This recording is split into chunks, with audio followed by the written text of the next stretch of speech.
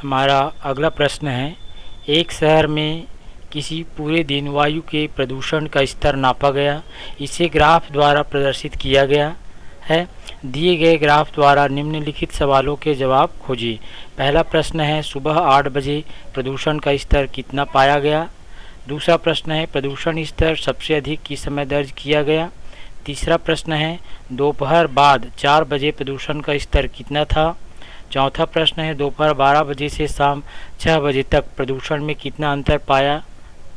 और अंतिम प्रश्न है, रात 1 बजे से सुबह 4 बजे तक प्रदूषण में कितनी गिरावट आई होगी। तो चलिए इन प्रश्नों के उत्तर हम आलेख से ढूंढने का प्रयत्न करते हैं। ये का समय 8 AM, ये सुबह 8 बजे के समय को इंगित करता है। तो यहाँ पर देखिए ये और ये जो है प्रदूषण के स्तर को प्रदर्शित करता है। तो लगभग 180 ppm प्रदूषण का स्तर रहा होगा। अगला प्रश्न है, प्रदूषण का स्तर सबसे अधिक किस समय दर्ज किया गया। तो ग्राफ में देखिए ये सबसे उच्चतम बिंदु है।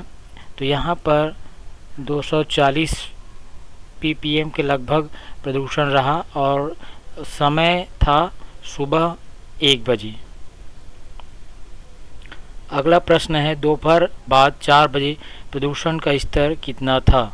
तो यहाँ पर आप देखेंगे 4 PM में दोपहर बाद का समय को इंगित कर रहा है और इस समय प्रदूषण कितना रहा। देखिए यहाँ पे ये 150 ppm प्रदूषण का स्तर रहा। अगला प्रश्न है, दोपहर 12 बजे से शाम 6 बजे तक प्रदूषण में कितना अंतर आया।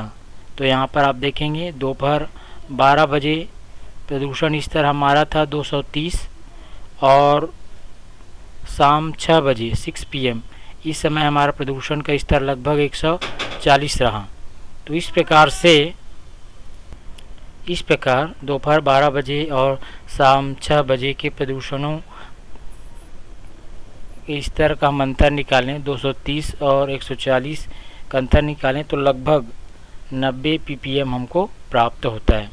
इसी प्रकार से अंतिम प्रश्न है, रात 1 बजे से सुबह 4 बजे तक प्रदूषण में कितनी गिरावट आई।